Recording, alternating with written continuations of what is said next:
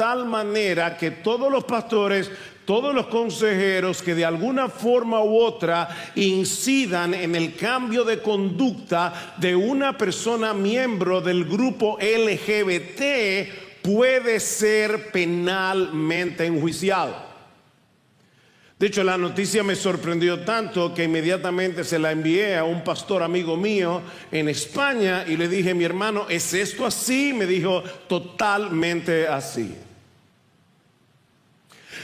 Mis hermanos, cuando nosotros leemos las noticias, cuando leemos lo que está pasando en el mundo de hoy, no podemos más que recordar aquella famosa película. Por lo menos yo la vi cuando tenía como 8 o 9 años de edad, sí, hace mucho tiempo. El mundo está loco, loco, loco.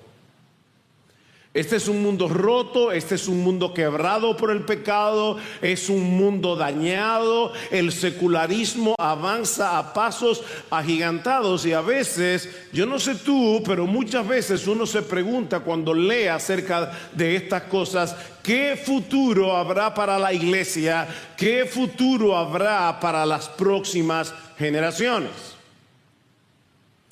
Bueno, yo espero que si tú tienes esa inquietud, en la mañana de hoy el mensaje de la palabra sea de mucho ánimo, sea de mucho aliento para ti, porque vamos a estar viendo en los capítulos 18 y 19 del libro de los Hechos, siguiendo nuestra serie consecutiva en este libro.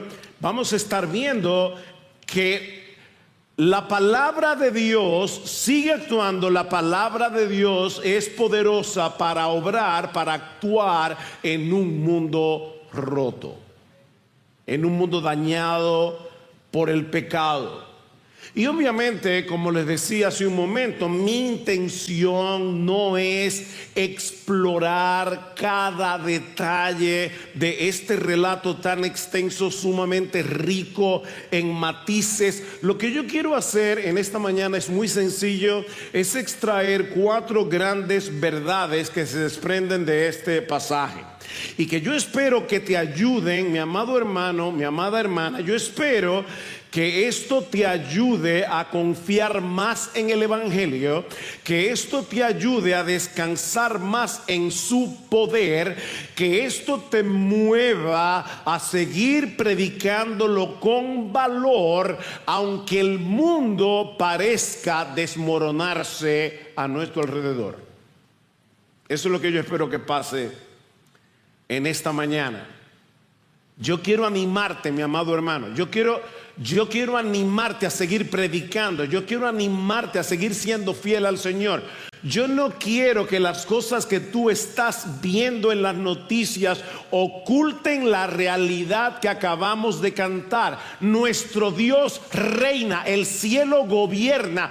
Cristo dijo: este evangelio será predicado en todas las naciones y entonces vendrá el fin. Nada ni nadie va a poder impedir que Jesucristo haga eso. Así que hay 4 grandes verdades que nosotros podemos extraer de Hechos 18 y 19. La primera es que el evangelio vence la inmoralidad. El evangelio vence la inmoralidad. Vean otra vez Hechos 18:1. Dice: después de esto, Pablo estaba predicando el evangelio en Macedonia. Ahora dice: después de esto salió de Atenas y fue a Corinto, la ciudad de Corinto. Nosotros tenemos 2 cartas en el Nuevo Testamento: primero a los Corintios, segunda a los Corintios. Corinto era una metrópoli comercial plagada de inmoralidad. Culturalmente hablando era muy importante, pero moralmente hablando, Corinto no tenía nada que envidiarle a Sodoma y a Gomorra en el siglo I. Su vida religiosa giraba en torno a la diosa Afrodita, la diosa del amor. De hecho, había un templo en Corinto donde servían 1000 prostitutas sagradas. O sea, la gente fornicaba para adorar a Afrodita. Era tanta la depravación de la ciudad que los griegos inventaron un nuevo verbo que no existía antes: corintizar. Y lo que ese verbo implica o significa es una vida sexual sin freno. O sea, vivir como un corintio era vivir como un sinvergüenza. Esa era la ciudad de Corinto. Y allí llegó Pablo durante su segundo viaje misionero, solo y profundamente desgastado a nivel emocional y a nivel físico. De hecho, si ustedes recuerdan, en 1 Corintios capítulo 2 versículo 3, Pablo les dice que él estuvo entre ellos con debilidad, mucho temor y temblor. Y no es difícil entender por qué. Si tú recuerdas lo que predicamos el último domingo en la serie de Hechos, vimos que Pablo fue encarcelado en Filipos, Pablo fue expulsado de Tesalónica y de Berea, y luego fue tratado como un charlatán en Atenas. Pablo estaba extenuado, humanamente hablando. ¿Y saben qué hizo cuando llegó a Corinto? Cualquiera hubiera dicho, bueno, tómate un tiempo, necesitas recargar pilas. ¿Saben qué fue lo que hizo Pablo cuando llegó a Corinto? Siguió predicando. Y siguió predicando porque él sabía que el poder de la palabra de Dios, la eficacia de la palabra de Dios no depende de la fuerza del predicador, depende del Dios que respalda la palabra, del Dios que respalda su palabra con poder. Pablo llega a Corinto, Dios en su providencia le provee la amistad de un matrimonio piadoso que de hecho iba a jugar un papel sumamente predominante tanto en la vida de Pablo como en su ministerio, Aquila y Priscila. Vean el versículo 2. Y se encontró con un judío que se llamaba Aquila, natural del Ponto, quien acababa de llegar de Italia con Priscila, su mujer, pues Claudio, el emperador, había ordenado a todos los judíos que salieran de Roma. Fue a ellos, y como él era del mismo oficio, nosotros no podemos imaginar, ¿verdad?, a Pablo haciendo tiendas, vendiendo tiendas. Tú no te imaginas a Pablo, ¿verdad?, en el mercado, comprando hilos, comprando telas. Pero Pablo era un hacedor de tiendas. Los judíos le enseñaban a sus hijos una labor manual para que ellos pudieran desempeñarse bien en la vida. Así que Pablo tenía como oficio hacer tiendas, y resulta que Priscila y Aquila también. Dice, pues el oficio de ellos era hacer tiendas, y discutía en la sinagoga todos los días de reposo y trataba de persuadir a judíos y a griegos. O sea, Pablo y Silas y Aquila, Priscila, Aquila y Pablo hacían tiendas durante la semana, predicaban la palabra durante los días de reposo. Poco tiempo después que Pablo llegara a Corinto, llegaron también Silas y Timoteo desde Macedonia, y sabemos por la carta a los filipenses y por la carta a los primeras de los tesalonicenses que ellos llegaron con un buen reporte de lo que Dios estaba haciendo en la iglesia, y aparte de eso trajeron una ofrenda para Pablo, y eso le permitió a Pablo dejar de hacer tiendas y dedicarse por entero a la predicación del evangelio. Versículo 5. Cuando Silas y Timoteo descendieron de Macedonia, Pablo se dedicaba por completo a la predicación de la palabra, testificando solemnemente a los judíos que Jesús era el Cristo. Pero como siempre sucedía, no pasó mucho tiempo antes de que los judíos comenzaran a oponerse y a blasfemar. Vean el versículo 6. Pero cuando ellos se le opusieron y blasfemaron, él sacudió sus ropas y les dijo: vuestra sangre sea sobre vuestras cabezas, yo soy limpio, desde ahora me iré a los gentiles. Pablo parece estar usando aquí Ezequiel capítulo 33. Y cuando lleguen a sus casas, lean con calma ese capítulo. Pero en Ezequiel capítulo 33 se habla de un centinela, de la responsabilidad de un centinela. Niños ¿qué es un centinela? Bueno, era una persona que estaba encima de una torre con una trompeta para anunciar si acaso la ciudad estaba siendo amenazada por algún enemigo. Ahora, si la gente no hacía caso a pesar de la advertencia del centinela, entonces él no era responsable de la destrucción de la ciudad. Lo que dice en Ezequiel 33 es: su sangre será sobre sus propias cabezas. Y lo que Pablo está diciendo aquí es que esto es exactamente lo mismo que ocurre con la predicación del evangelio. Mi amigo, si tú estás aquí en la iglesia hoy, tal vez alguien te invitó.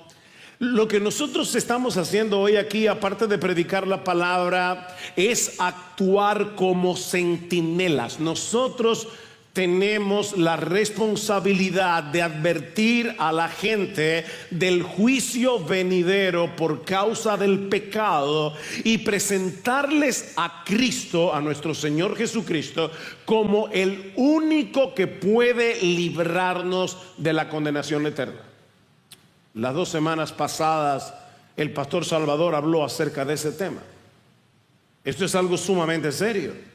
Ahora, mis hermanos, lo que Pablo nos está enseñando aquí es que no nos toca a nosotros hacer que la gente haga caso y se convierta. Nosotros somos centinelas, nosotros advertimos, pero no nos toca a nosotros hacer que la gente haga caso y se convierta. Mis hermanos, no tenemos ese poder. Nuestra responsabilidad es proclamar claramente el evangelio, pero tenemos que dejar los resultados en las manos de Dios. Y yo digo esto porque muchas veces los cristianos nos sentimos desalentados o sentimos que hemos fracasado porque hemos estado predicándole el evangelio a nuestros hijos, hemos estado predicándole el evangelio a nuestros familiares, a nuestros amigos, y no hacen caso. No, mi hermano, si tú predicaste el evangelio, tú no fracasaste. Tú hiciste lo que Dios quería que tú hicieras. Esa es tu responsabilidad.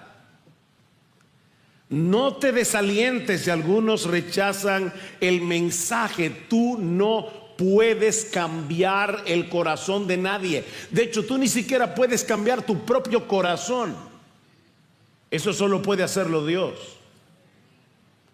Pero tú sí puedes y debes predicar la palabra, confiando en que Dios hará lo que solo Él puede hacer para salvar a pecadores. Mira, mi amigo, Dios te está dando hoy la oportunidad de escuchar su palabra predicada para que vengas a Cristo en arrepentimiento y fe. Eso es algo que nadie puede hacer por ti. No lo puede hacer el predicador, no lo puede hacer tu papá, no lo pueden hacer tus amigos. Mi amigo, presta atención a la palabra predicada. Y ahora aquí pídele al Señor que abra tu corazón, como de hecho sucedió en Corinto. A pesar del rechazo de los judíos, a pesar de la descomposición moral de la ciudad, ¿qué pasó en Corinto? Bueno, que la palabra de Dios no volvió vacía. En medio de tanta oscuridad, Dios hizo brillar la luz del evangelio y el resultado fue sorprendente. Versículo 7. Y partiendo de allí, es decir, de la sinagoga, se fue a la casa de un hombre llamado Ticio, justo, que adoraba a Dios, cuya casa estaba junto a la sinagoga. Por favor, no dejen de ver estos detalles de Lucas. O sea, Pablo está predicando el evangelio en la sinagoga. Los judíos comienzan a blasfemar. Así que hace Pablo, se muda a la casa de al lado. Así que cada vez que los judíos tenían que ir a la sinagoga, se encontraban con Pablo predicando el evangelio. Y no solamente eso, versículo 8. Y Crispo, el oficial de la sinagoga, creyó en el Señor con toda su casa. Otra vez, ven cómo Dios está interesado en las familias. Creyó él junto con toda su casa. Y muchos de los corintios, al oír, creían y eran bautizados. Yo no me imagino un bautismo en Corinto y la gente dando testimonio de lo que fue su vida pasada. Mis hermanos, en medio del lodazal de Corinto, la palabra de Dios obró con poder. ¿Y saben por qué? Porque desde antes de la fundación del mundo, ya Jesucristo había decidido soberanamente, porque Él es soberano, que muchos de esos corintios se iban a convertir al evangelio. Vean el versículo 9. Y por medio de una visión durante la noche, el Señor dijo a Pablo: no temas, sigue hablando y no calles, porque yo estoy contigo y nadie te atacará para hacerte daño, porque yo tengo mucho pueblo en esta ciudad. Y la palabra que usa Pablo aquí es la misma que se usa en el Antiguo Testamento griego para referirse al pueblo de Israel, al pueblo escogido de Dios. Cuando Pablo llegó a Corinto, esa gente no sabía, mucha de esa gente no sabía que Cristo los había escogido. Cristo los había escogido. De hecho, Pablo tampoco lo sabía. Pablo tampoco lo sabía. Eso solo es revelado a través de la predicación del evangelio. Mira, tú y yo no sabemos cuántos de los que viven a nuestro alrededor ya fueron escogidos por Cristo para ser parte de su pueblo. No lo sabemos. La única forma de saberlo es predicándoles el evangelio. Yo recuerdo hace unos años que vino un hermano, un predicador de Estados Unidos, y nos decía: mira, cuando yo salgo a la calle, yo asumo que todos los que están allá afuera son elegidos y yo les predico. A través de la predicación se verá quién es elegido y quién no lo es. Pablo dice en 2 Timoteo capítulo 2 versículo 10: yo todo lo soporto por amor a los escogidos, para que ellos también obtengan la salvación que es en Cristo Jesús con gloria eterna. Yo todo lo soporto. ¿Por qué? Por amor a los escogidos, porque nadie, absolutamente nadie, se va a salvar si no es a través de la predicación del evangelio. Pablo se queda año y medio predicando el evangelio en Corinto, y por supuesto los judíos hicieron lo posible y lo imposible para detenerlo. Versículo 12. Pero siendo Galión procónsul de Acaya, de paso, este Galión es nada más y nada menos que hermano de Séneca, el famoso filósofo que vivía en Roma. Creo que fue tutor de Nerón, importante. Pero siendo Galión procónsul de Acaya, los judíos se levantaron a una contra Pablo y lo trajeron al tribunal, diciendo: este persuade a los hombres a que adoren a Dios en forma contraria a la ley. Y cuando Pablo iba a hablar, Galión le dijo: no, ni hables. Si esto es una cuestión que tiene que ver con ustedes, judíos religiosos, yo no me voy a meter en eso. En otras palabras, Dios usó al procónsul de Acaya para que Pablo pudiera seguir predicando el evangelio. Mis hermanos, cuando Dios abre una puerta para el evangelio, nadie la puede cerrar. Nadie la puede cerrar.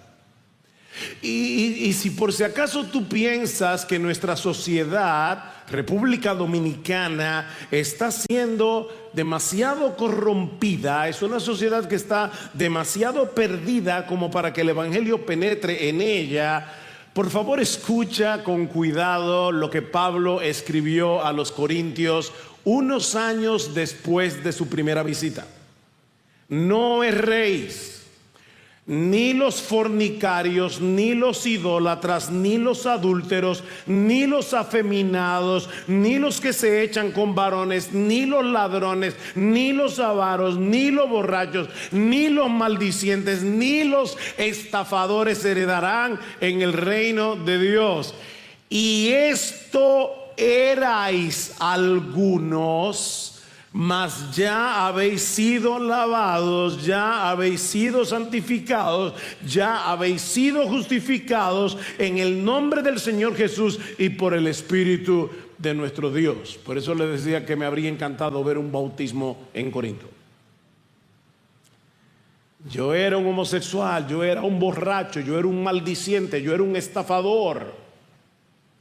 Pero Cristo cambió mi vida. Y mis hermanos, Cristo sigue cambiando vidas. El Evangelio puede rescatar lo que parece irremediablemente perdido. Así que, mi hermano, otra vez, no temas, no calles, sigue hablando. Sigue hablando. A partir del versículo 18, Lucas narra brevemente el final del segundo viaje misionero y el principio del tercero. Y en esos pocos versículos, no lo voy a leer, lo pueden leer en su casa, Lucas 18, 18 al 23. En esos pocos versículos, Lucas nos dice que Pablo partió de Corinto, pasó por Cencrea, y yo sé que probablemente le llamó la atención en la lectura que Pablo hizo un voto. Eso era muy típico entre los judíos, era una forma de mostrar su gratitud. No me voy a meter en eso. Los judíos hacían voto de nazareato, era una forma de decirle a Dios: estoy agradecido por lo que tú has hecho conmigo, entre otras cosas. Y Pablo se corta el pelo. De allí siguió rumbo a Éfeso, después a Cesarea, Jerusalén, Antioquía, y poco tiempo después ya Pablo estaba iniciando su tercer viaje misionero, dice en el versículo 23, recogiendo Galacia y Frigia para fortalecer las iglesias. Ok. Si quieres, cuando llegues a casa, busca un mapa. Enlista todas las ciudades que Lucas describe allí. Y te vas a dar cuenta que el viajecito de Pablo fue de 3,200 kilómetros. Parece que tú no oíste bien.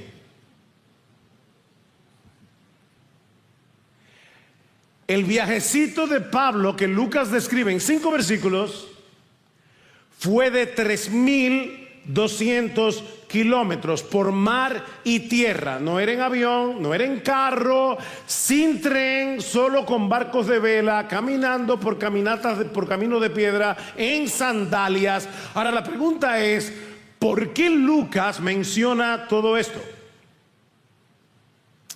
Para mostrarnos que el Evangelio no se detiene.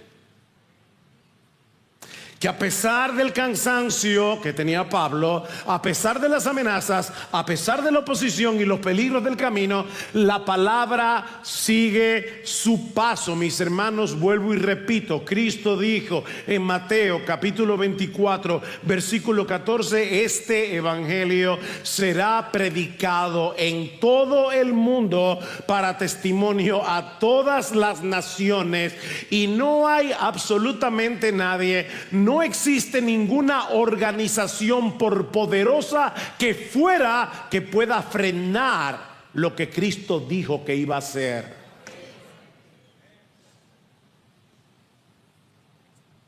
¿Le tienes miedo a la ONU, a la OEA? O si nosotros pudiéramos ver todos esos organismos internacionales a la luz de Apocalipsis 1, donde se describe a Cristo como Rey. ¿Saben qué parecería a nuestros ojos? Menos que chihuahuas. Nada ni nadie impedirá que este evangelio sea predicado en todas las naciones, y el pueblo que Cristo desde antes de la fundación del mundo escogió para ser salvo se va a salvar. Se va a salvar. Pero este relato no solamente nos muestra que el evangelio vence la inmoralidad como hizo en Corinto, sino que también corrige el error y la ignorancia con gracia y con verdad.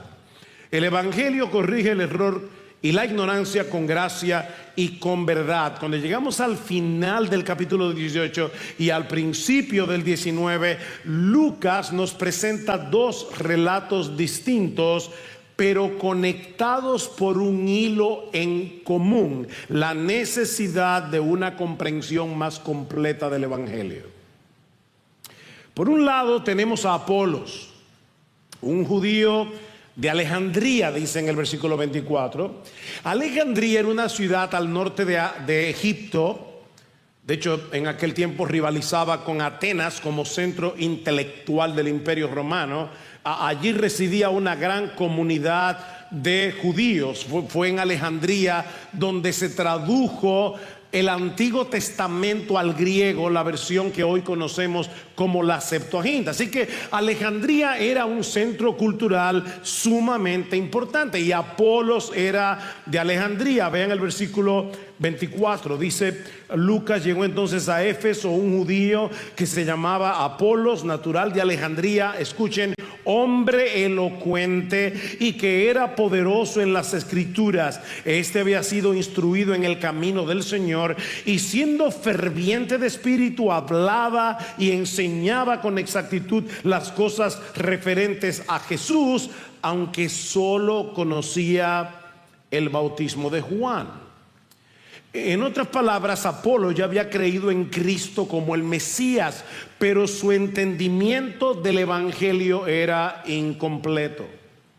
Y es por eso que Aquila y Priscila lo toman aparte y dicen en el versículo 26 que le explicaron con más exactitud el camino de Dios. Ahora, ¿por qué esto es importante? Miren, a pesar de su elocuencia, a pesar de su conocimiento, Apolos recibió la instrucción de una pareja, Aquila y Priscila. Y de hecho, si ven el versículo 26, verán que menciona a Priscila primero. No queremos sacar de la Biblia más de lo que debemos sacar, pero hay una cosa que es evidente: Priscila era una mujer bien instruida en teología, lo suficiente como para tomar a Apolos. No era que Aquila se estaba instruyendo a Apolos y Priscila estaba haciendo la limonada. No. Es que Aquila y Priscila, dos personas con un claro entendimiento del Evangelio. Mis hermanas, las mujeres necesitan teología exactamente igual que los hombres. No hay ninguna diferencia. No es simplemente leer acerca del hogar, no es simplemente leer acerca de la crianza de los hijos, no es simplemente acerca de prepararse mejor como esposas. Y déjenme decirles, ustedes, mis amadas hermanas, necesitan todo eso, pero por encima de eso, ustedes necesitan, igual que nosotros todos los hombres, conocer profundamente la palabra de Dios. Bueno, Aquila y Priscila eran una pareja bien instruida. Toman a Apolos, le enseñan mejor el Evangelio, y este hombre recibe con humildad la enseñanza. ¿Y saben cuál fue el resultado? Mayor claridad en su predicación, mayor eficacia. Versículo 27. Cuando él quiso pasar a Acaya, los hermanos lo animaron y escribieron a los discípulos que lo recibieran. Y cuando llegó, ayudó mucho a los que por la gracia habían creído. ¿Oíste eso? A los que por la gracia habían creído. La razón por la que tú creíste en Cristo es por la pura gracia y misericordia del Señor. Tú no eras más inteligente que aquellos que rechazaron el Evangelio. Fue que la gracia de Dios obró en ti. Y ahora Apolos está instruyendo a estos que por la gracia han creído, porque refutaba vigorosamente en público a los judíos, demostrando por las Escrituras que Jesús era el Cristo. La elocuencia y la pasión con un entendimiento parcial del Evangelio puede ser un problema. ¿Tú oíste eso? Te lo voy a repetir porque mira lo que pasa. En esta iglesia se ha criticado un montón de veces el evangelio de la prosperidad. Yo espero que todos ustedes sepan que los evangelistas de la prosperidad son hijos del diablo que están engañando a la gente. Yo espero que tú sepas eso. Pero a veces olvidamos que el único problema que hay a veces en las iglesias evangélicas no es el evangelio de la prosperidad, es la predicación de un evangelio superficial. Es la predicación de un evangelio que sin darse cuenta esconde la gracia de Dios. Es la predicación de un evangelio que está incompleto. Y puede ser, mis amados hermanos, que la persona que esté predicando sea verdaderamente apasionada. Apolos lo era. Puede ser que la persona que está predicando sea elocuente. Apolos lo era. Pero necesitaba instrucción. Mis hermanos, un evangelio incompleto puede ser un problema, puede ser un obstáculo para que alguien sea ampliamente usado por el Señor para su obra. Necesitamos crecer constantemente en nuestra comprensión del evangelio, y no solamente para enseñar a otros con fidelidad, sino para aprender a aplicarlo en nuestras propias vidas, en todas las áreas. Mi hermano, déjame hacerte una pregunta. ¿Tú sabes cómo se conecta el evangelio con tu matrimonio? ¿Tú sabes cómo se conecta el evangelio con tu crianza? ¿Tú sabes cómo se conecta el evangelio con el uso de tu dinero? ¿Tú sabes cómo se conecta el evangelio con tu lucha contra el pecado? Es que nosotros no podemos dejar fuera el evangelio para nada. Necesitamos entender cada vez mejor el evangelio. ¿Por qué en este púlpito domingo tras domingo, a través de la palabra de Dios, se predica el evangelio? Bueno, por dos razones. En primer lugar, porque toda la Biblia gira en torno a Cristo. Y en segundo lugar, porque nadie se gradúa del evangelio. Nadie se gradúa del evangelio. El segundo relato de Lucas, al comienzo del capítulo 19, es más dramático, pero vemos el mismo problema. Pablo llega a Éfeso, por fin. Recuerden que varias veces Pablo tuvo que llegar a Éfeso, no pudo, se fue. Por fin llega a Éfeso y se encuentra con un grupo de 12 hombres a quienes Lucas llama discípulos, pero aclara que no eran discípulos de Jesús, eran discípulos de Juan el Bautista. Es decir, lo mismo que Apolos. ¿Se acuerdan que dice que solamente conocía el bautismo de Juan? Esto también. Eran personas sinceras, eran personas religiosas, pero no sabían que el Mesías ya había venido, no sabían que había muerto en una cruz, no sabía que había resucitado, de hecho no sabía que había ascendido y había enviado al Espíritu Santo. Vean el versículo 1. Y aconteció que mientras Apolos estaba en Corinto, Pablo, habiendo recorrido las regiones superiores, llegó a Éfeso y encontró a algunos discípulos y les dijo: ¿recibisteis el Espíritu Santo cuando creísteis? No quiero especular, pero parece que Pablo oyó algo raro en esta gente. Ellos le respondieron: no, ni siquiera hemos oído si hay un Espíritu Santo. Entonces él dijo: ¿en qué bautismo fuisteis bautizados? Ellos contestaron: en el bautismo de Juan. Fíjense, a diferencia de Apolos, que sí conocía con exactitud los caminos del Señor, estos discípulos ni siquiera sabían que había un Espíritu Santo, lo que indica que ellos no habían entendido ni creído el evangelio, porque les faltaba la pieza central. Déjame hacerte una pregunta sencilla. ¿Cuál es el corazón del evangelio? Esta gente no había oído hablar del Espíritu Santo. Pregunta: ¿es el Espíritu Santo el corazón del evangelio? ¿Qué era lo que le faltaba a esta gente? Entender quién es Cristo y qué fue lo que hizo en una cruz. Noten el versículo 4. Y Pablo les dijo: Juan bautizó con el bautismo de arrepentimiento, diciendo al pueblo que creyera en aquel que vendría después de él, es decir, Jesús. Esta gente necesitaba conocer, entender y confiar en el corazón del evangelio, la persona y la obra de Cristo. Así que Pablo les predica, ellos se convierten, son bautizados. No era una multitud, dice el texto que eran solo 12 personas,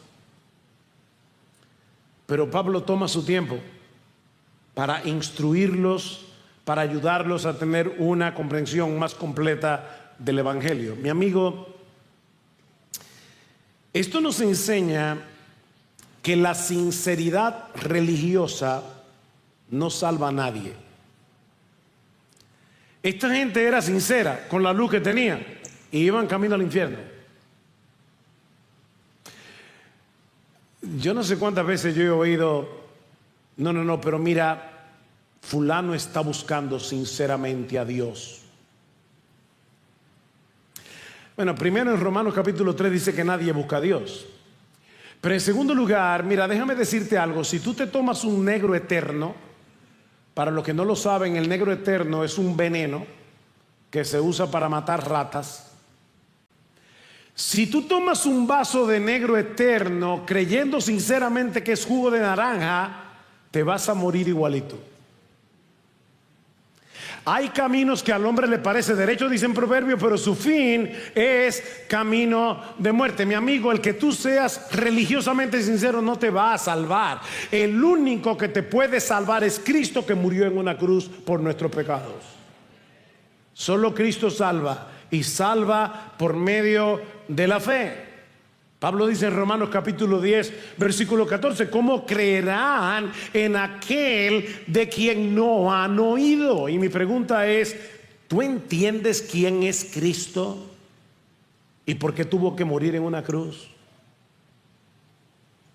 No es tu entrega, no es tu esfuerzo, no es tu espiritualidad. La gente hoy día dice que es espiritual. No es espiritualidad lo que te salva, sino Cristo por medio de la fe en su obra perfecta y única. Solo Cristo salva. Pero el relato continúa. Y ahora Lucas nos muestra, ya vimos que el evangelio vence la inmoralidad, el evangelio corrige el error y la mentira, pero el evangelio también expone y derrota los poderes de las tinieblas.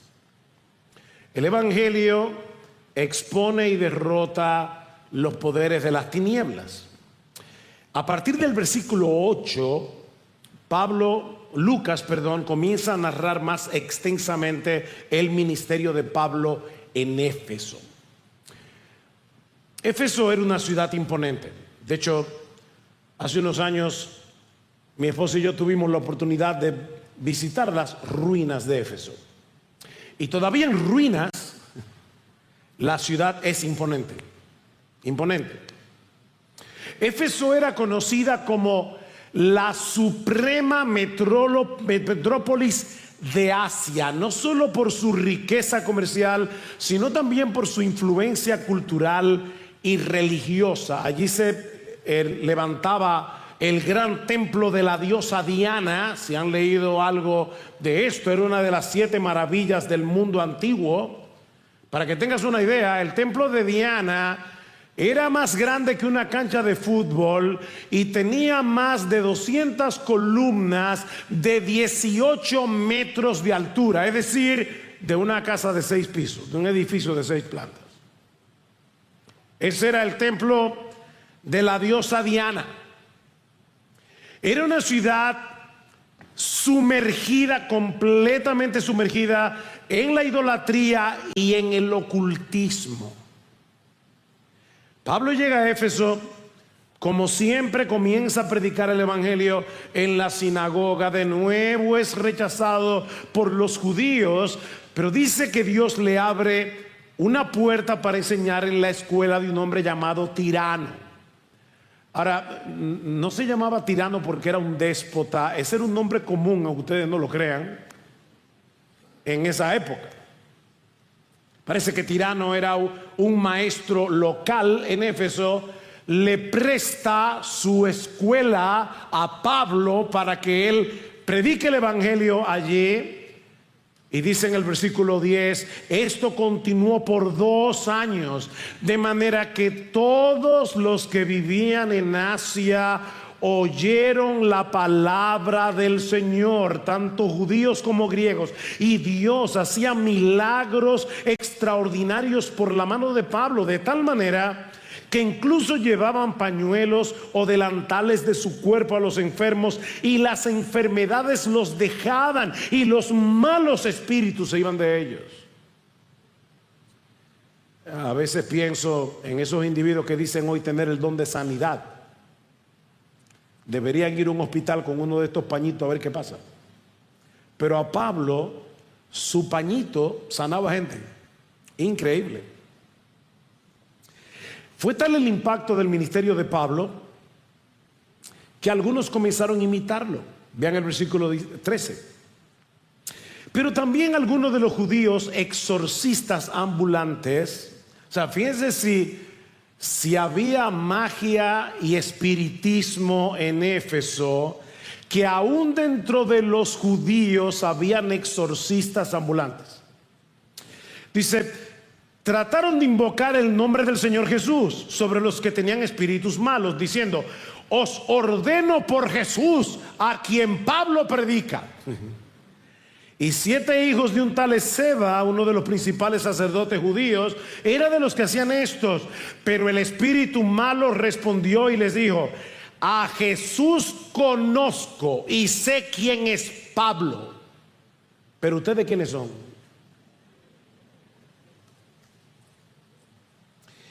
Estos exorcistas ambulantes pensaban que ellos podían manipular los poderes de las tinieblas a través de fórmulas mágicas. Pero mis hermanos, los demonios solo tiemblan ante Jesús. Y ante aquellos en quienes Jesús habita, los demonios no tiemblan ante nadie más, porque Jesús es el Hijo de Dios. Y lo que sigue es probablemente una de las escenas más impresionantes del libro de los Hechos. Vean el versículo 17. Dice que el hombre en quien estaba 16, el espíritu malo se lanzó sobre ellos, los dominó y pudo más que ellos, de manera que huyeron de aquella casa desnudos y heridos. Y supieron esto todos los habitantes de Éfeso, tanto judíos como griegos, y el temor se apoderó de todos ellos, y el nombre del Señor Jesús era exaltado. Ven ustedes el énfasis de Lucas. La palabra sigue corriendo, la palabra prevalece, Jesús es exaltado. También muchos de los que habían creído continuaban viniendo, confesando y declarando las cosas que practicaban. Y muchos de los que practicaban la magia, juntando sus libros, los quemaban a la vista de todos. Calcularon su precio y hallaron que llegaba a 50,000 piezas de plata. Deténganse ahí. La palabra que usa Lucas es dracme o dracma, que era la moneda que equivalía aproximadamente al salario de un día de un jornalero promedio. Así que lo que Lucas está diciendo aquí es que estos nuevos creyentes quemaron el equivalente a 50,000 días de trabajo. O si quieren ponerlo de otra manera, a 137 años de salario, si alguien pudiera trabajar sin parar ni un solo día. Y ellos lo quemaron. En Éfeso se creían que estos libros tenían poderes sobrenaturales y que eran una protección y les daba prosperidad. Yo pensaba, y de hecho busqué el dato, ¿cómo pudieron juntar tantos libros de magia? Y es que probablemente eran bibliotecas completas de ocultismo que esta gente había heredado de sus antepasados y lo guardaban como un tesoro importante hasta que Cristo los salvó. Esa escena es impresionante. Esta gente quemaron públicamente todos esos libros como una muestra radical de arrepentimiento. Estos nuevos creyentes no estaban jugando al cristianismo. Estaban rompiendo radicalmente con su pasado y declarando que ahora Cristo y solo Cristo era su tesoro, declarando que su única confianza ya no estaba en esos poderes, estaba en Jesús. Estaba en Jesús. Mira, cuando el evangelio es abrazado de corazón, las tinieblas retroceden. Estos creyentes no fueron forzados a hacer lo que hicieron. Dios había cambiado sus afectos. Dios había cambiado su corazón.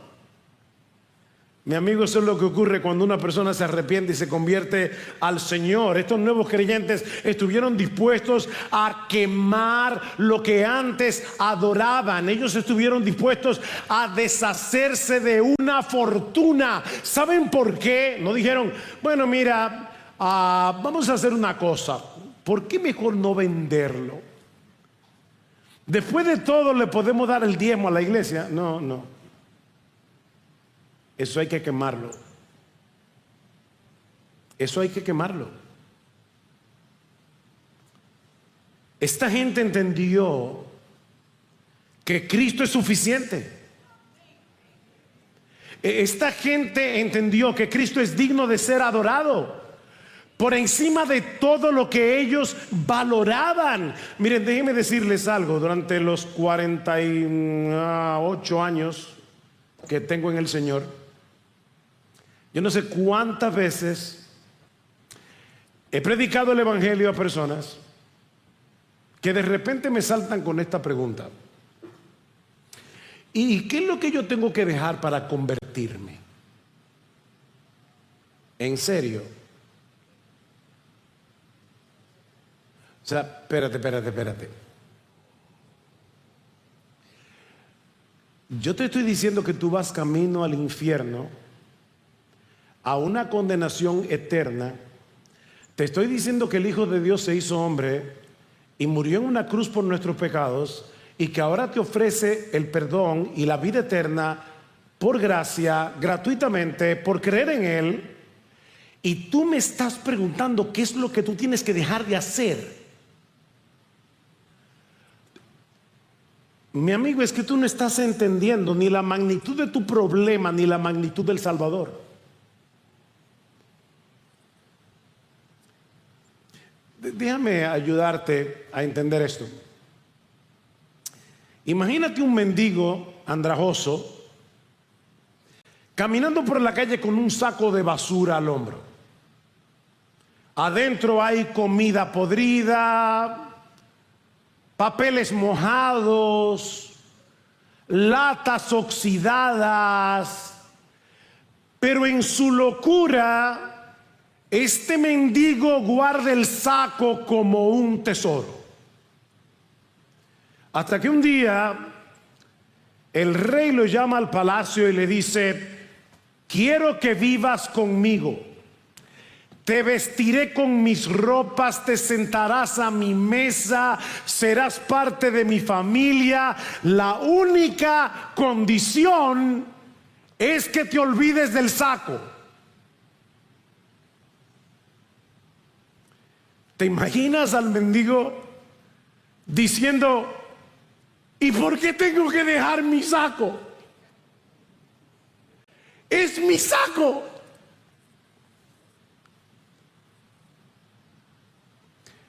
Ese hombre no entiende ni la grandeza del rey, ni la miseria del saco. Bueno, los creyentes en Éfeso lo entendieron. Mi amigo, convertirse a Cristo es entender que vamos camino a una condenación eterna y que Dios nos ofrece en su Hijo no solamente el perdón de todos nuestros pecados, no solamente el don de la vida eterna, sino el más grande tesoro del universo. Y el más grande tesoro del universo es Cristo mismo. Y tú sigues pensando en tu saco.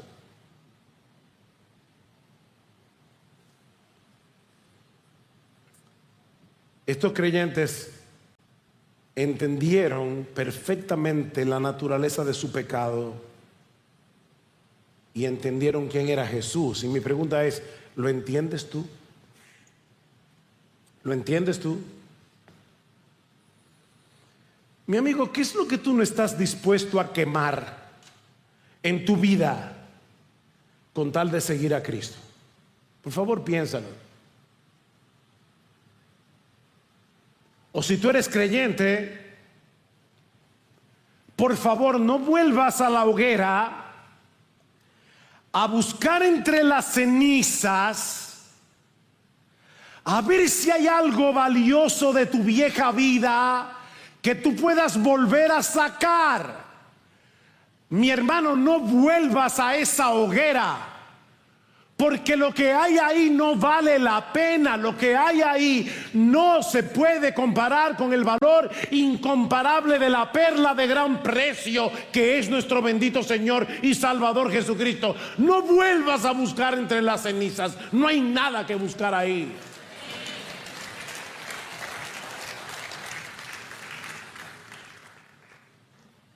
Pero el relato no ha terminado.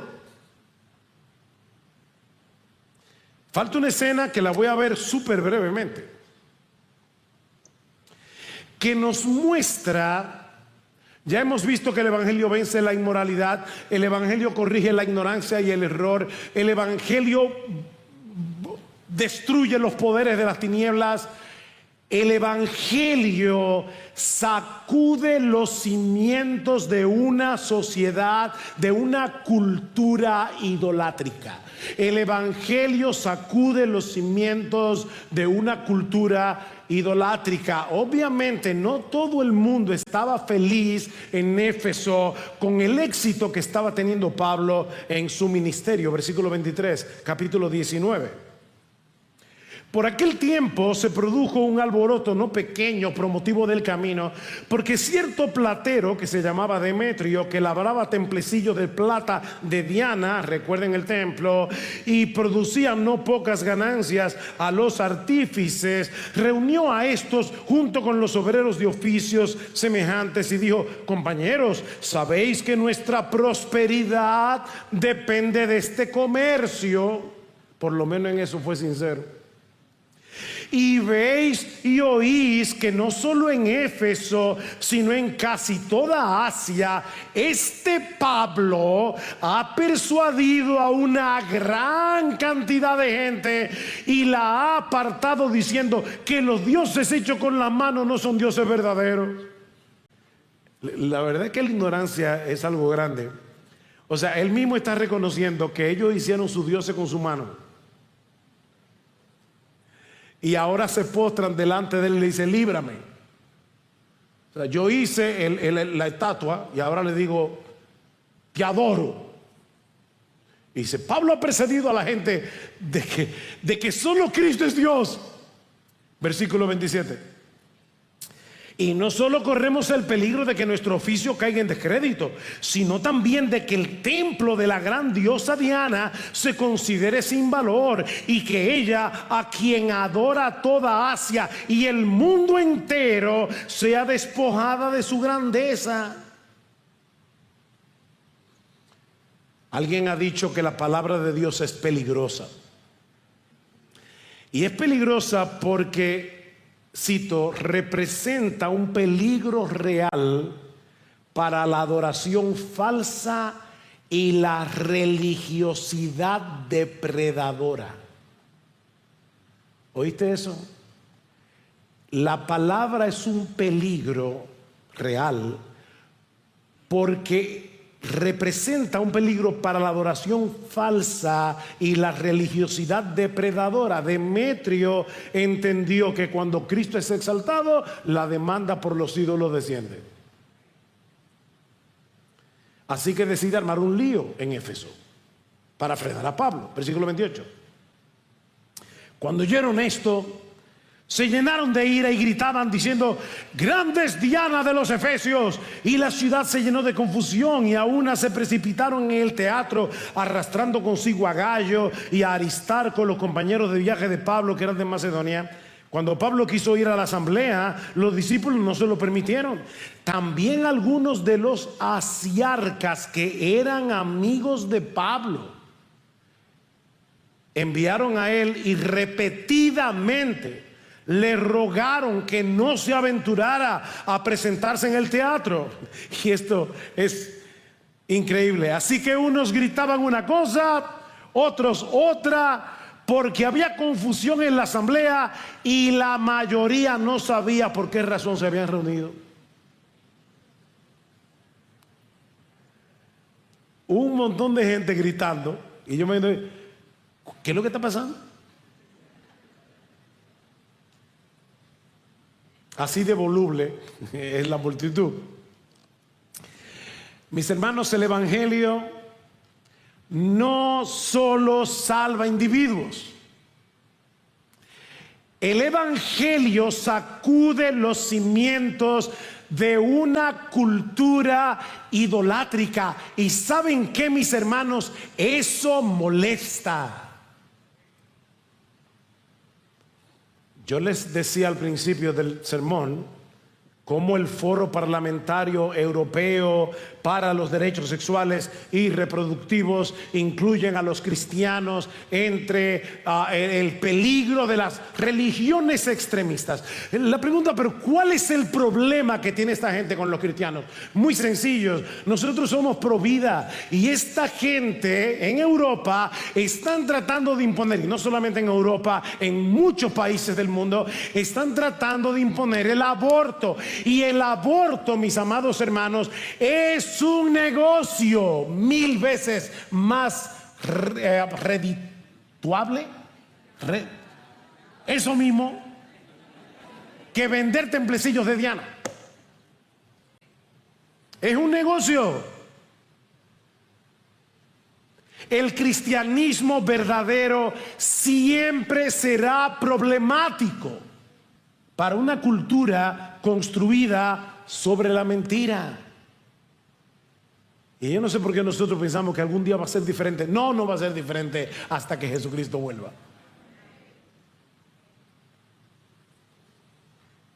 Pero en medio del caos, y ya vimos, ¿verdad?, que había gente ahí gritando y no sabía ni por qué, Dios tiene control. ¿Qué pasó en Corinto? En Corinto usó al hermano de Séneca, a Galión, para que no le pusieran la mano a Pablo. Y no porque él fuera amigo de Pablo, dice que porque ni le importaba. Pero Dios usó su apatía para cuidar a Pablo. Y ahora, ¿qué pasó? Los asiarcas y un funcionario local en Éfeso también protegieron a Pablo y dijeron que él no había cometido ningún delito. Versículo 35. Entonces el secretario, después de calmar a la multitud, dijo: ciudadanos de Éfeso, ¿hay acaso algún hombre que no sepa que la ciudad de los Efesios es guardiana del templo de la gran Diana y de la imagen que descendió del cielo? Parece que había caído un meteorito en Éfeso, es lo que muchos creen, y ellos lo adoraban como un dios. Puesto que estos hechos son innegables, debéis guardar calma y no hacer nada precipitadamente, porque habéis traído a estos hombres que ni roban templo ni blasfeman a nuestra diosa. Así pues, si Demetrio y los artífices que están con él tienen queja alguna, los tribunales están abiertos, los procónsules dispuestos que presenten sus acusaciones unos contra otros. Pero si demandáis algo más que esto, se decidirá en asamblea legítima. Y disolvió la asamblea.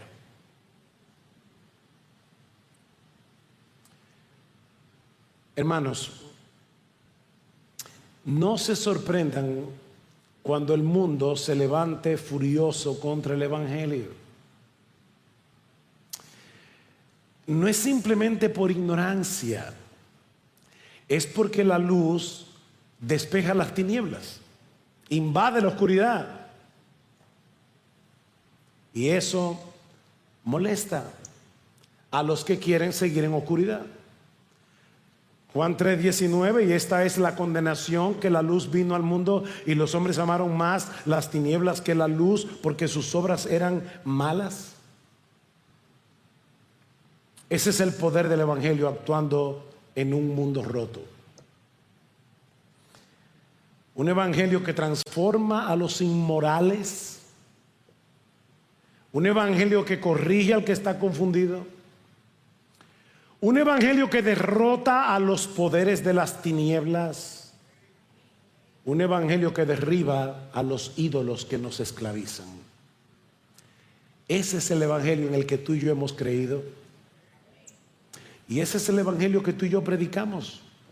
Una persona de la Trinidad se hizo hombre, vivió una vida de perfecta obediencia a la voluntad de su Padre y luego murió en una cruz como un criminal para pagar por todos nuestros pecados. Él recibió sobre sí mismo voluntariamente toda la ira de un Dios perfectamente santo, perfectamente justo, toda la ira que tú y yo merecemos por causa de nuestros pecados. Eso fue lo que vimos desde la mitad del capítulo 3 hasta el capítulo 5 de la carta. Cristo unió nuestras vidas con la suya por medio de la fe, de tal manera que ahora su justicia perfecta cuenta como nuestra en el tribunal de Dios. Somos justificados, es decir, declarados justos en el tribunal de Dios, únicamente por medio de la fe en Jesús. De ahí lo que dice Pablo en Romanos capítulo 5, versículo 1, por tanto, habiendo sido justificados por la fe, tenemos paz para con Dios por medio de nuestro Señor Jesucristo. No tenemos controversias con Dios, podemos morirnos tranquilos. Pero el asunto no termina ahí, sino que debido a nuestra unión con Cristo, y guarden esa frase en sus mentes en esta mañana, debido a nuestra unión con Cristo, todos los que han sido justificados también han sido santificados. Hemos sido libertados de la esclavitud del pecado, para que ahora podamos gradualmente ser transformados conforme al carácter de nuestro Señor Jesucristo. Eso fue lo que vimos en Romanos capítulo 6, capítulo 7, capítulo 8. Eso en sí mismo es abrumadoramente extraordinario.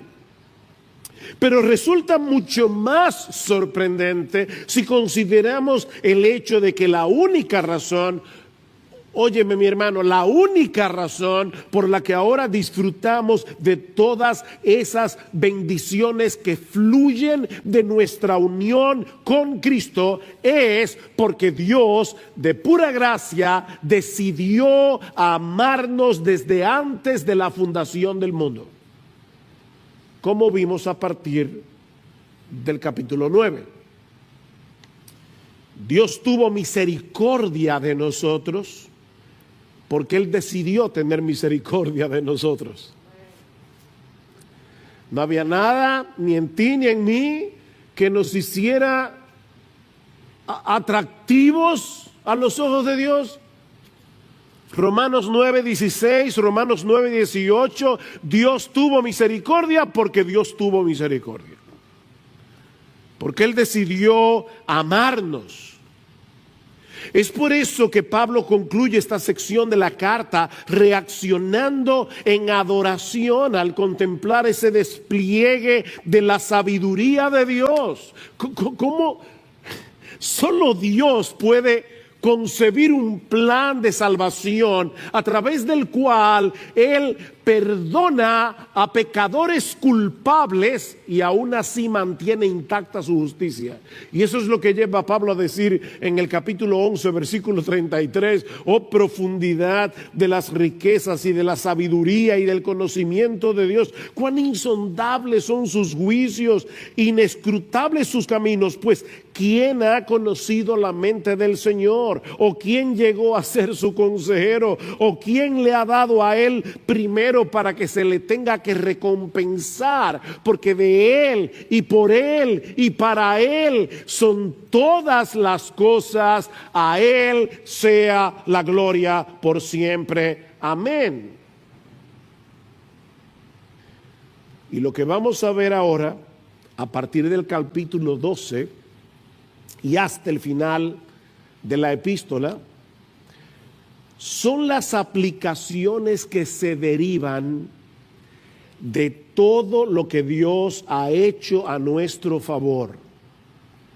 Solo por gracia, solo por Cristo, solo por medio de la fe. Y hay al menos dos enseñanzas que podemos extraer de estos dos versículos de Romanos 12 con el que Pablo introduce esta última sección de la carta.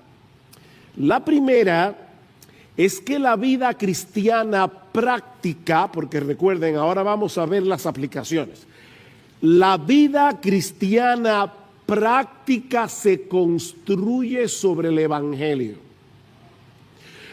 O si quieren ponerlo en las palabras de Pablo, la vida cristiana se construye sobre las misericordias de Dios.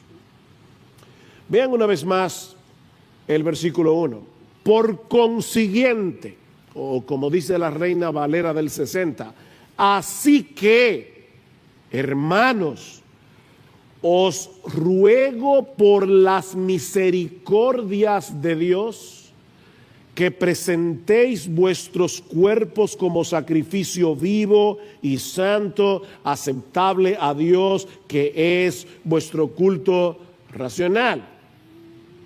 Esta exhortación no aparece en un vacío, ni todas las que vamos a ver a partir de ahora en la serie de Romanos. No son exhortaciones que aparecen en un vacío. Están relacionadas con todo lo que Pablo ha venido hablando del Evangelio en los primeros 11 capítulos de la carta. Primero el Evangelio, luego las exhortaciones. Y en este caso, mis hermanos, el orden de los factores sí altera el producto. Sí altera el producto. No podemos comenzar exhortando a las personas a que se comporten de cierta manera sin antes decirles lo que Dios ha hecho a nuestro favor en Cristo para hacer posible ese cambio radical en nuestras vidas. Primero el Evangelio, luego las exhortaciones. Mis hermanos, ese es el problema de los moralistas. Nosotros somos cristianos, no moralizadores. El problema de los moralistas es que sus exhortaciones a una vida buena no tienen ninguna base que la sustente. Los moralistas ponen el caballo detrás de la carreta, cuando debería ser delante, ¿verdad? Para que mueva la carreta. Los moralistas ponen el caballo detrás. De hecho, es interesante notar que en los primeros 11 capítulos de Romanos, los cuales suman en total 315 versículos, cuéntalos si quieres, 315 versículos, allí solo aparecen 6 exhortaciones o mandatos. 6 mandamientos en 315 versículos. Pero a partir del capítulo 12 encontramos una exhortación tras otra sobre cómo vivir a la altura de nuestra nueva identidad en Cristo. De hecho, solo en el capítulo 12 hay 20 exhortaciones, más del triple que en los 11 capítulos anteriores.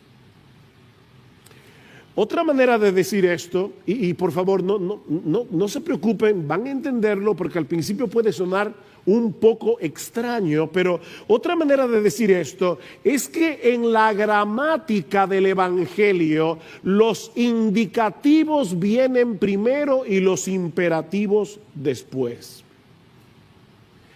Si tú quieres hablar en el lenguaje de Dios, apréndete esta regla de la gramática celestial. Los indicativos primero y los imperativos después. Ahora, yo sé que hay muchos aquí que salieron del colegio hace ya unos cuantos años. Así que déjeme explicar a qué yo me refiero. En la gramática española se usa el verbo en modo indicativo para señalar un hecho. Por ejemplo, Juan tiró la pelota. El verbo está ahí en modo indicativo. Estoy relatando algo que sucedió. ¿Qué fue lo que sucedió? Que Juan tiró la pelota. Ahora, si yo digo, niños, escuchen, si yo digo, Juan, tira la pelota, ¿cuál es la diferencia? Que ahora yo no estoy relatando un hecho, estoy dando una orden, estoy dando un mandato. En ese caso, el verbo está en modo imperativo. Bueno, lo que estamos diciendo, mis amados hermanos, es que en el Evangelio los hechos de nuestra redención en Cristo vienen primero. Los imperativos, exhortaciones, mandatos que se derivan de esos hechos vienen después. Esa es la gramática de Dios. El Evangelio contiene exhortaciones, de hecho lo vemos en nuestro propio texto de hoy en la mañana, pero como bien señala el teólogo escocés Sinclair Ferguson, estas exhortaciones se encuentran enraizadas en el rico suelo de la gracia. Hay exhortaciones en el Evangelio, pero están enraizadas en el rico suelo de la gracia de Dios. Es por eso que Pablo aquí apela a las misericordias de Dios antes de exhortar a los creyentes a que presenten sus cuerpos como un sacrificio vivo. Y noten, mis hermanos, que Pablo menciona aquí las misericordias de Dios. Él pudo haber dicho, os ruego por la misericordia de Dios, pero no fue lo que dijo.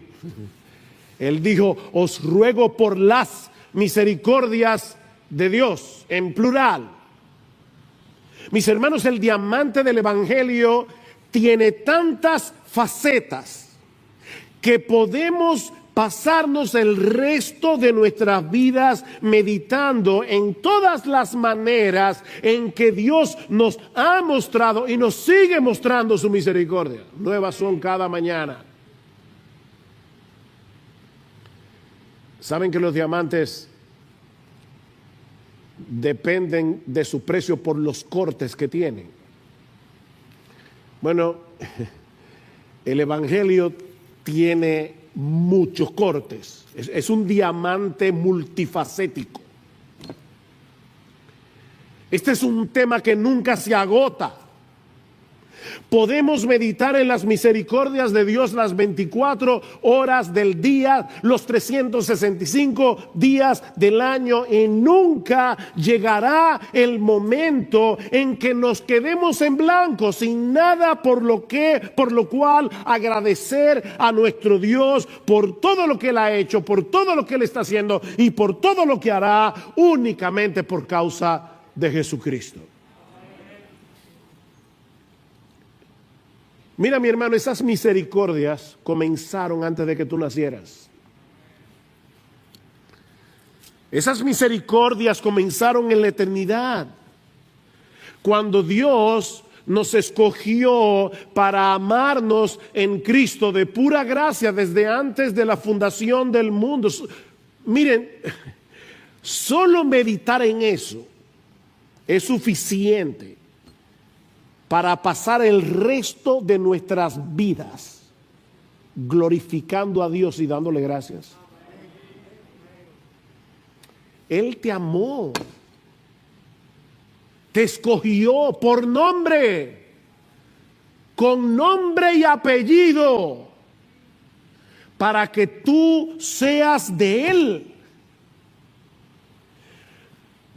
Sobre todo, tomando en cuenta el hecho de que Dios conocía de antemano lo corrupto que sería nuestro corazón.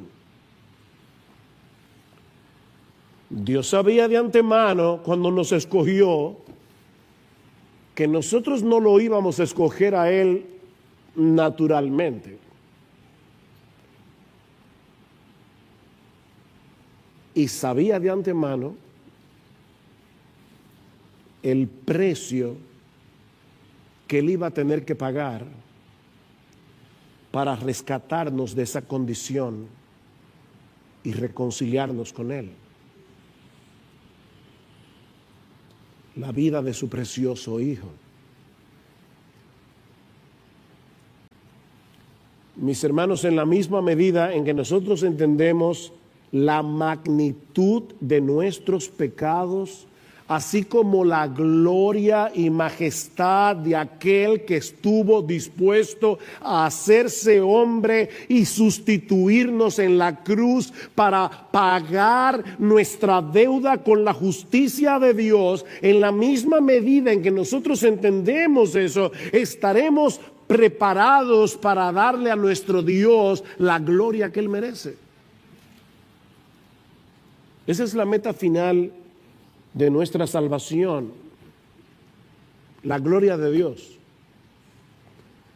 Que nuestro Dios reciba toda la gloria por lo que Él ha hecho a nuestro favor en Cristo. Escuchen cómo Pablo lo va a decir más adelante en Romanos capítulo 15, en el versículo 7. Por tanto, aceptaos los unos a los otros, como también Cristo nos aceptó para gloria de Dios. Cristo nos aceptó para gloria de Dios. Pues os digo que Cristo se hizo servidor de la circuncisión para demostrar la verdad de Dios, para confirmar las promesas dadas a los padres y para que los gentiles glorifiquen a Dios por su misericordia.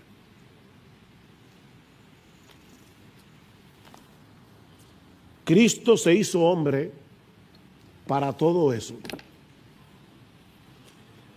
para que ahora podamos vivir el resto de nuestras vidas glorificando a Dios por su misericordia. Lo que nos lleva de la mano a la segunda parte de nuestro texto. Ya vimos que la vida cristiana se construye sobre el Evangelio, es sobre las misericordias de Dios, sobre lo que ya Dios hizo a nuestro favor. Cualquier cosa que nosotros hagamos de ahora en adelante no es para ganarnos el favor de Dios, es porque ya fuimos favorecidos por Él. Recuerden la gramática, primero los indicativos, luego los imperativos. Bueno, ahora vienen los imperativos. Y lo que aprendemos de esta segunda parte de nuestro texto es que la vida cristiana práctica se resume en dos deberes fundamentales que descansan en las misericordias de Dios. Y el primero es que presentemos nuestros cuerpos en sacrificio vivo. Vean el versículo 1. Romanos 12:1. Por consiguiente, hermanos, os ruego por las misericordias de Dios que presentéis vuestros cuerpos como sacrificio. Deténganse allí por un momento. Cuando los judíos del primer siglo y también en cierto modo los paganos escuchaban la palabra sacrificio, muy probablemente pensaban en tres cosas: un templo, un sacerdote y un animal. Un templo, un sacerdote y un animal. Estos tres elementos eran fundamentales para la adoración a Dios en el antiguo pacto. Un israelita creyente en el antiguo pacto no podía concebir la adoración a Dios sin un templo, un sacerdote y un animal. Pero cuando llegamos al Nuevo Testamento descubrimos algo sorprendente. Y es el hecho de que estos tres elementos del antiguo pacto, el templo, el sacerdote y el sacrificio, señalaban hacia nuestro Señor Jesucristo. Él es el templo final de Dios. Ustedes recuerdan en Juan capítulo 2 cuando Cristo le dice a los judíos: destruid este templo y en 3 días yo lo levantaré. Y ellos decían: ¿cómo es posible que este templo, el que Herodes estaba reconstruyendo, ha durado 40 años en su reconstrucción y tú lo vas a levantar en 3 días? Pero dice Juan 2:21, pero él hablaba del templo de su cuerpo. Jesucristo es el templo final de Dios. Por eso es que ya no adoramos ni en Jerusalén, ni aquí, ni allí. Estamos en Cristo, en el templo, todo el tiempo.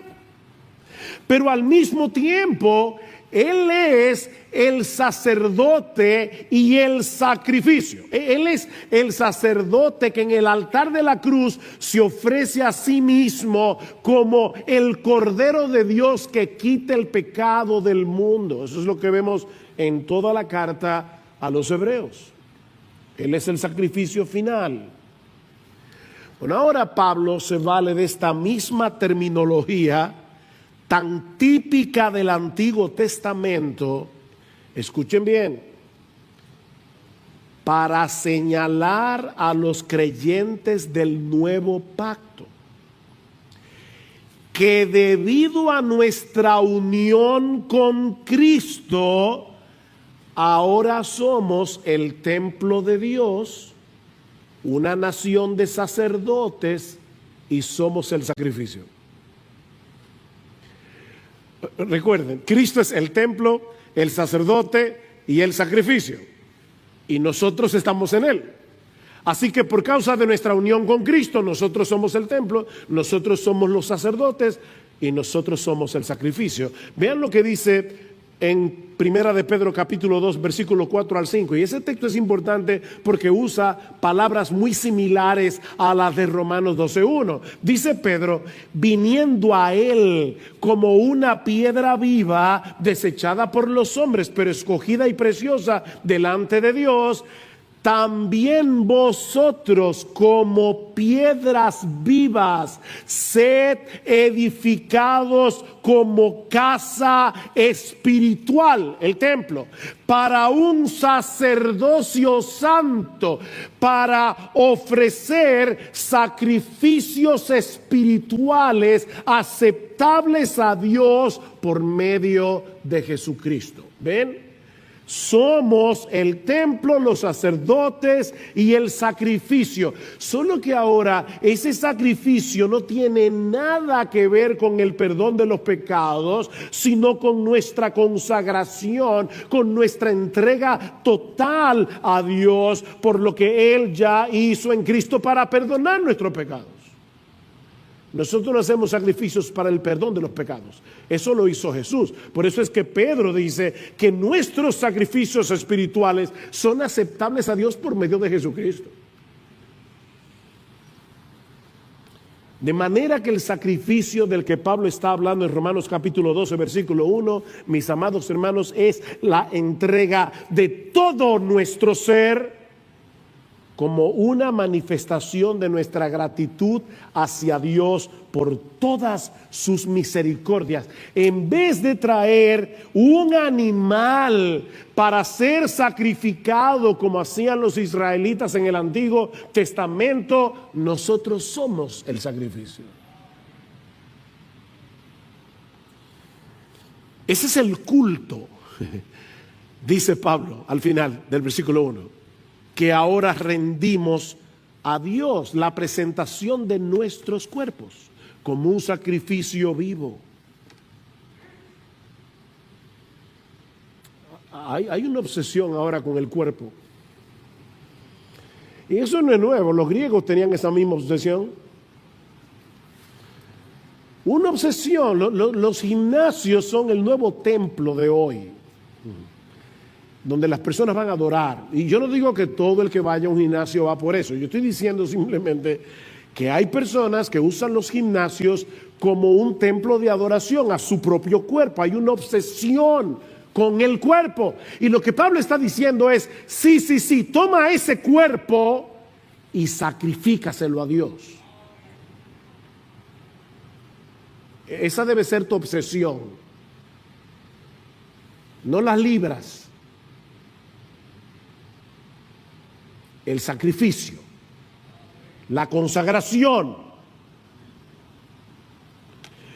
Mis hermanos, la verdadera adoración en el nuevo pacto no consiste en algo que hacemos en un lugar determinado, en un día de la semana. Es la entrega total de todo nuestro ser con la determinación de hacer todo lo que hacemos para la gloria de Dios. Adorar a Dios no es algo místico. Estoy aquí.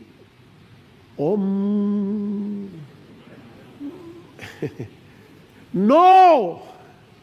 Esto es algo bien concreto. Entrega tu cuerpo. Es convertir en un acto de adoración todo lo que hacemos con este cuerpo.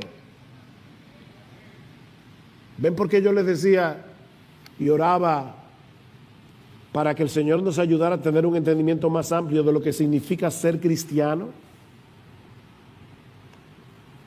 Mis hermanos, esa es la misma enseñanza que vimos hace meses atrás cuando estudiamos Romanos capítulo 6. Vayan conmigo una vez más a Romanos capítulo 6, versículo 11. Así también vosotros consideraos muertos al pecado, pero vivos para Dios en Cristo Jesús. Esa es la enseñanza, la exhortación. Por tanto, no reine el pecado en vuestro cuerpo mortal, para que no obedezcáis sus lujurias, ni presentéis los miembros de vuestro cuerpo al pecado como instrumentos de iniquidad, sino, aquí está la exhortación de Romanos 12, presentaos vosotros mismos a Dios como vivos de entre los muertos, y vuestros miembros a Dios como instrumentos de justicia.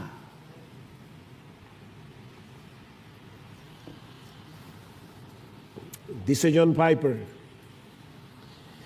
lo que esto significa es que tú vas a convertir, todo lo que haces con tu cuerpo en una demostración de que Dios es tu tesoro. Deja que cada acto de tu cuerpo vivo muestre que Cristo es más precioso para ti que cualquier otra cosa. Que cada acto de tu cuerpo vivo sea una muerte para todo lo que deshonra a Jesucristo.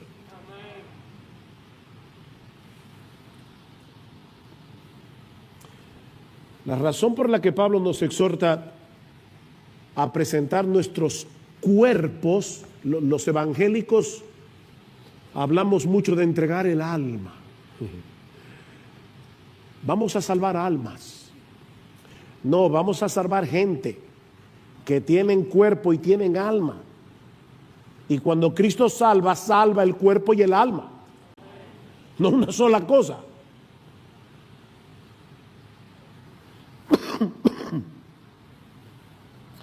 La razón por la que Pablo nos exhorta a presentar nuestros cuerpos en sacrificio es por el hecho de que es a través de nuestros cuerpos que nosotros hacemos lo que hacemos. Hay hermanos que dicen, yo no estaba en la iglesia hoy, pero estaba en espíritu. Mira, olvídate de eso. Nosotros no somos espiritistas, no vengas en espíritu. Tú tienes que venir con tu cuerpo, con tus pies, con tu cuerpo, con tu mente, con tu cabeza, para alabar a Dios con tus labios, para escuchar la palabra con reverencia con tus oídos. Es tu cuerpo.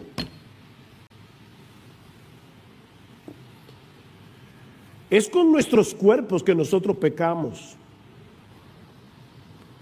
Y es con nuestros cuerpos que servimos a Dios. Y lo que Pablo nos está diciendo, tanto en Romanos 6 como en Romanos 12:1, es que ese mismo cuerpo que antes habíamos entregado por completo al pecado, ahora que hemos recibido las misericordias de Dios, debemos entregarlo por entero al servicio de Dios como un acto de adoración. Es en ese sentido que Pablo dice en 1 Corintios capítulo 6, versículo 13, que nuestro cuerpo es para el Señor y el Señor es para el cuerpo. Nuestro cuerpo es para el Señor y este cuerpo ahora es templo del Señor. Templo del Espíritu Santo. Tenemos una nueva vida en Cristo que debemos vivirla procurando intencionalmente agradarlo a Él en todo lo que hacemos con nuestros cuerpos. Y Pablo le llama sacrificio porque se trata de algo que hacemos deliberadamente y que muchas veces resultará costoso y doloroso debido al pecado que todavía mora en nosotros. Córtate la mano, sácate los ojos.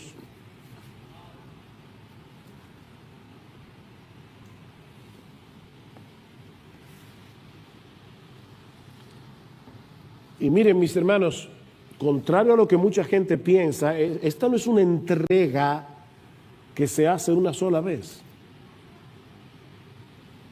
Ciertamente, todos nosotros nos entregamos a Dios en el momento de nuestra conversión,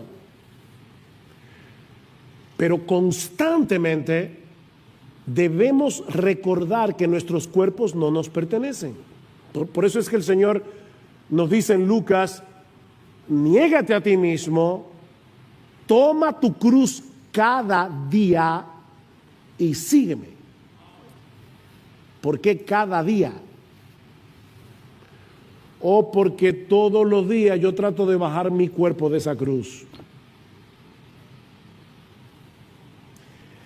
Constantemente debemos recordar que este cuerpo es el instrumento con el que ahora adoramos a Dios, procurando su gloria en todo lo que hacemos, ya sea que estemos aquí congregados como iglesia o en nuestros lugares de trabajo o compartiendo con nuestra familia en casa o en nuestro tiempo de ocio. Debemos actuar como lo que somos. ¿Y qué es lo que somos? Adoradores del único Dios vivo y verdadero.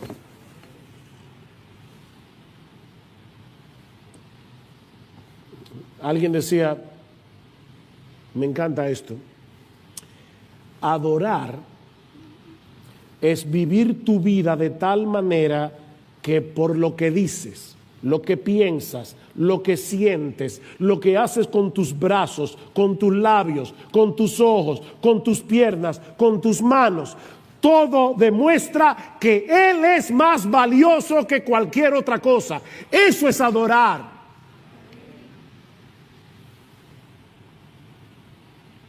Y en ese sentido yo pienso, mis hermanos, que debemos tener cuidado al decir que nosotros venimos a la iglesia a adorar a Dios. Ahora, no me malentiendan. Nosotros venimos a la iglesia a adorar a Dios. Eso es verdad. Pero yo creo que sería más preciso decir que nosotros venimos a la iglesia a continuar adorando. Eso es más preciso, porque supuestamente eso era lo que estábamos haciendo todo el resto de la semana. La diferencia es que ahora lo estamos haciendo como pueblo de Dios, en la presencia especial de Dios, en el día del Señor. Lo que ocurre en este lugar cada domingo debe ser una extensión de esa vida que vivimos el resto de la semana para la gloria de Dios. Somos adoradores que nos reunimos una vez a la semana juntos como iglesia para adorar. Pero éramos adoradores antes de llegar aquí.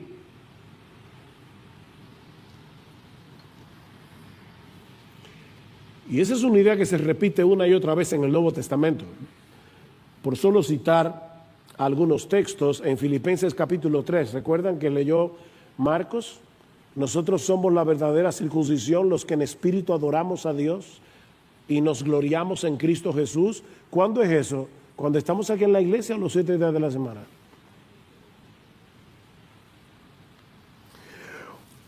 Primera Corintios 6. ¿O no sabéis que vuestro cuerpo es templo del Espíritu Santo, que está en vosotros, el cual tenéis de Dios, y que no sois vuestros?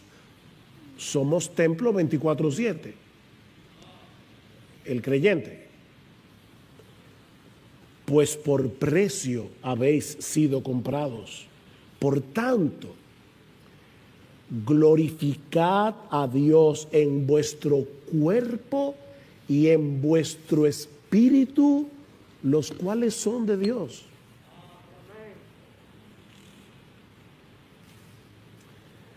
Sí, pastor, por eso es que yo hago mi devocional todos los días. Nadie ha mencionado aquí la palabra devocional. 1 Corintios 10:31. Si pues coméis o bebéis o hacéis otra cosa, hacedlo todo para la gloria de Dios. Todo. Amén.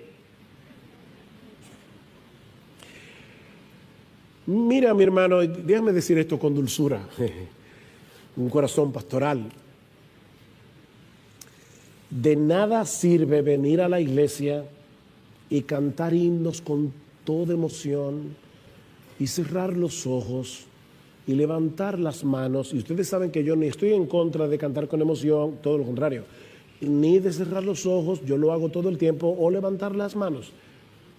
Pero mira, mi hermano, mi hermana, de nada sirve hacer todo eso para luego vivir el resto de la semana haciendo tu voluntad y buscando tu propia gloria.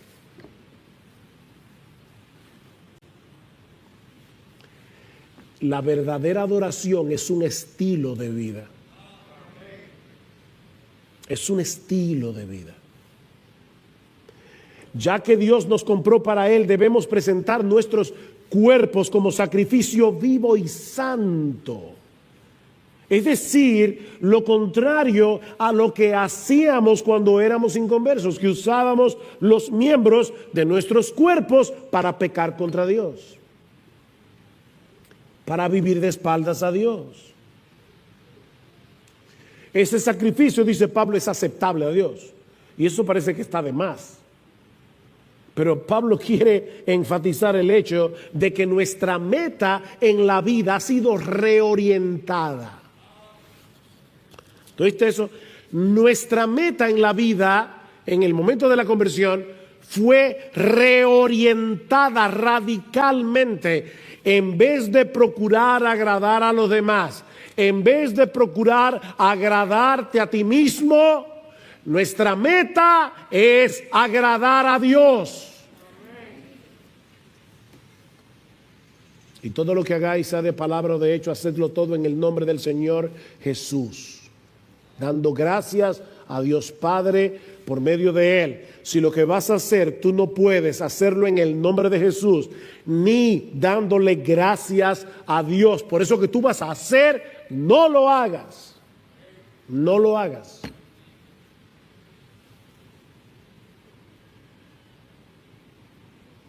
Eso es verdadera adoración. Y no lo hacemos, yo repito otra vez, para ganarnos el favor de Dios, sino porque ya fuimos favorecidos de pura gracia.